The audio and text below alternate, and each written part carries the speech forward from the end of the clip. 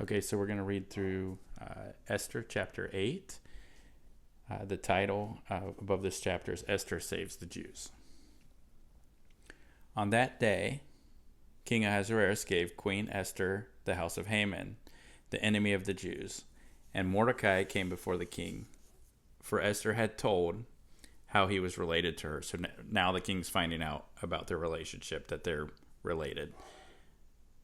So the king took off his signet ring, which he had taken from Haman, and gave it to Mordecai. And Esther appointed Mordecai over the house of Haman. Verse 3. Now Esther spoke again to the king, fell down at his feet, and implored him with tears to counteract the evil Haman the Agagite, of Haman the Agagite, and the scheme which he had devised against the Jews. And the king held out the golden scepter toward Esther. So Esther arose and stood before the king, and said, "If it pleases the king, and if I have found favor in his sight,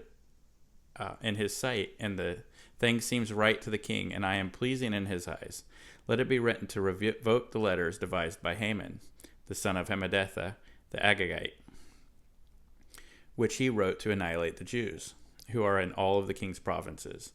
For how can I endure to see the evil that will come to my people? Or how can I endure to see the destruction of my countrymen?" So I think one thing that stood out to me is that earlier, it's stated whenever there's a rule in Medes or Persia, that law cannot be revoked. So the king's signet was given to Haman. Haman created this decree to annihilate the Jewish people. And in my head, that's a done deal, because that can't be revoked. However, in this situation, we'll see what Esther does to counteract that, because they can't just write something to remove that, because once it's set into law, that's it. So let's see what Esther actually writes to change this around and to help protect the Jewish people. So verse 7, the King Ahasuerus said to Queen Esther and Mordecai the Jew, "Indeed, I have given Esther the house of Haman, and they have hanged him on the gallows because he tried to lay his hands on the Jews. You yourselves write a decree concerning the Jews as you please, in the king's name, and seal it with the king's signet ring. For whatever is written in the king's name and sealed with the king's signet ring, no one can revoke."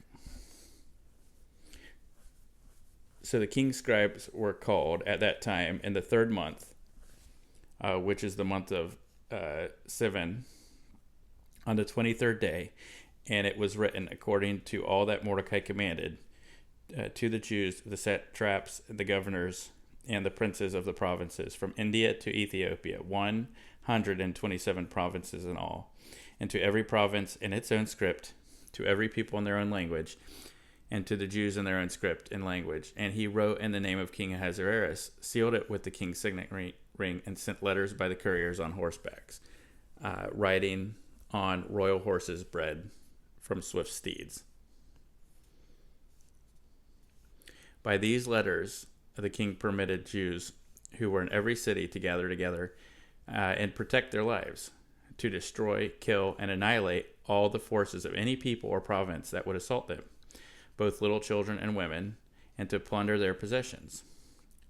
On one day, in all the provinces of King Ahasuerus, on the 13th day of the 12th month, which is the month of Adar. So we see that this is taking place in the third month, about the 23rd day, and then the protection for the Jews, or them to defend themselves, and the order to be able to annihilate Jewish people all take place in the 12th month. So that gives the Jewish people, or anybody wanting to annihilate the Jewish people, it gives them roughly around 8 months to prepare. A little more than 8 months, I think, to prepare for protecting themselves, or prepare for carrying out the decree to annihilate Jewish people. And it seems like the people who were going to do the annihilation, they would be paid something. So the way that decree worked, if you were to kill a Jewish person, you'll get paid, because that's how Haman set it up to create incentive to carry this out. So before this this letter to revoke what Haman had written, if someone were to go to destroy a Jewish person, and that Jewish person would defend themselves at that time, that would come against the king's command, and then there'd be military backing, potentially, because that person or people would be counteracting or trying to counteract a rule that had been written. So with this new decree, now it's now legal for the Jewish people to defend themselves. So that makes a lot more sense for me, because okay, well, how are they going to get rid of a rule that can't be broken? Well, they've added another one that makes it legal to defend themselves. So let's see what happens.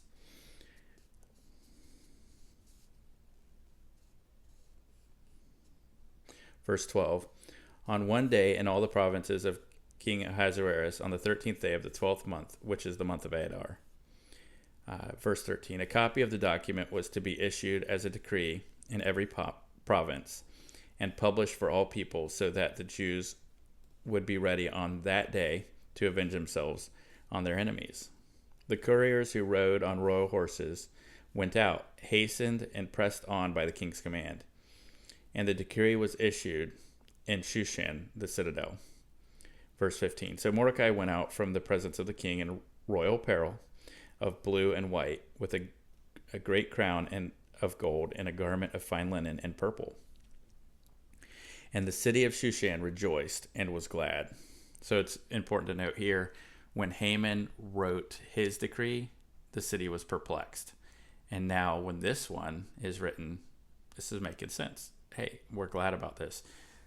Because the first decree, people are wondering, why is this happening? Because everyone didn't know about the issue that Haman had with Mordecai that was resulting in him wanting to not only destroy Mordecai, but anybody who was similar to Mordecai. Verse 16, the Jews had light and gladness, joy and honor. And in every province and city, wherever the king's command and decree came, the Jews had joy and gladness, a feast and a holiday. Then many of the people of the land became Jews, because fear of the Jews fell upon them. So I'm guessing there's probably good reason for fear of the Jews, because they're going to be able to defend themselves. And so there's a process to become Jewish. If you weren't a Jewish ethnicity, you could be a proselyte, and you could join the religious community. So it sounds like that's what people did. I think they were seeing that the real power and authority was now with the Jews, because we see Mordecai is in Haman's position, which is kind of like second command to the king. And we've got Queen Esther, who's also Jewish and related to Mordecai, and she's in office. And so, the writing's on the wall here, so to speak, that the real protection is now with the Jewish people. So this first decree, people were perplexed. Now this new one comes out. People are getting it. Most people are happy about this, especially the Jewish people are happy about this. And people who are not Jewish, they don't want to get mixed up in any crossfire. They're going to become Jewish, and they're going to help defend and be a part of the